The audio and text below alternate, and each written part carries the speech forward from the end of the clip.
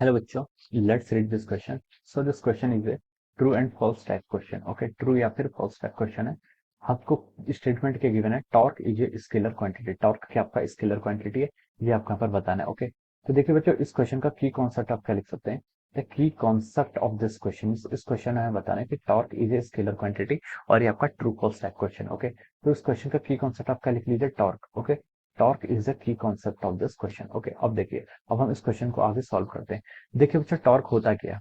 Torque होता है आपका मोमेंट ऑफ फोर्स। टॉर्क को क्या डिफाइन, कैसे डिफाइन करते हैं।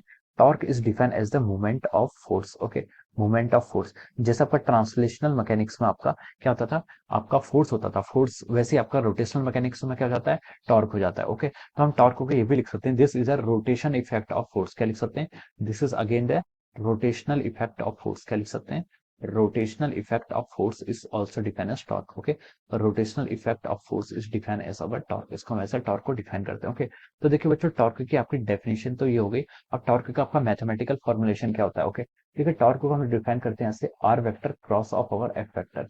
R vector cross F vector, ये क्या करता है, आपके टॉर्क को क्या करता है, डिफाइन करता है। ओके, मान लीजिए आपके पास कोई बॉडी है, आपकी सर्कुलर बॉडी मान लीजिए, सर्कुलर बॉडी। ओके, किसी भी आर्बिट्ररी शेप की बॉडी हो सकती है। ये आपका क्या है, ओ पॉइंट है। ओके, ये आपका ओ पॉइंट है और ये कोई पर्टिकुलर पॉइंट पी है। ओके, इस पर आपका देखिए इस डायरेक्शन में से फोर्स लग रहा है, this is the force acting in this direction. Okay, force आपका इस डायरेक्शन में लग रहा है और हमें क्या फाइंड आउट करना है, यहाँ पर टॉर्क फाइंड आउट करना है।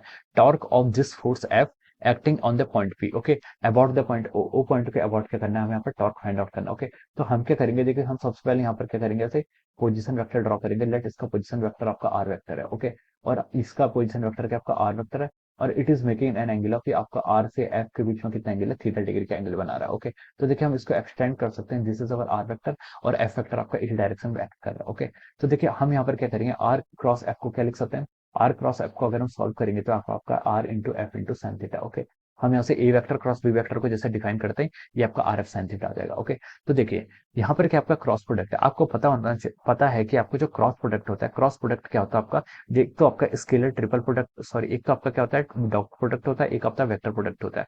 डॉट प्रोडक्ट आपको स्केलर रिजल्ट देता है और जो आपका क्या होता है, डॉट प्रोडक्ट आपको क्या देता है, स्केलर प्रोडक्ट जिसे हम बोलते हैं, वो आपको क्या देता है, एक मैग्नीट्यूड देता है, एक नंबर देता है। ओके, वो आपको स्केलर नंबर देता है। लेकिन जो आपका क्रॉस प्रोडक्ट होता है, क्रॉस प्रोडक्ट आपको एक क्या देता है, वेक्टर क्वांटिटी देता है। क्या देता है, वेक्टर क्वांटिटी देता है, वेक्टर देता है। इसका मतलब क्या होता है, उसके पास आपकी क्या कोई डायरेक्शन होगी। ओके, तो यहाँ पर जो हम टॉर्क को डिफाइन कर रहे हैं, R vector cross F vector, ये क्या आपका क्या है, वेक्टर प्रोडक्ट है। तो वेक्टर प्रोडक्ट कहता है जो इसका जो आउटकम आएगा, जिसका रिजल्ट आएगा, वो भी क्या आएगा, कि एक वेक्टर क्वांटिटी आएगा।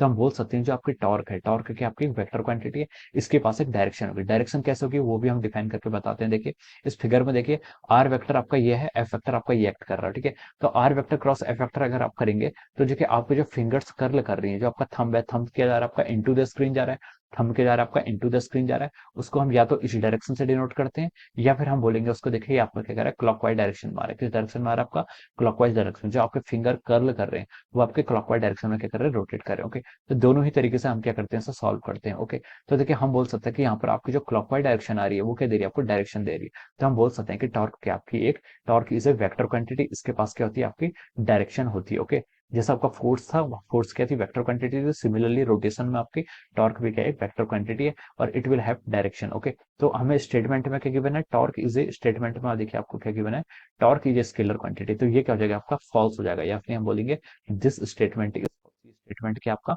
फॉल्स है या फिर क्या आपका रॉन्ग स्टेटमेंट है। Okay, so this will be the answer, ये स्टेटमेंट क्या हो जाएगा, आपका फॉल्स हो जाएगा और we can say that this statement is the false. Okay, this will be the answer of this question. Okay, so I hope you all understood this concept. All the best and thank you so much.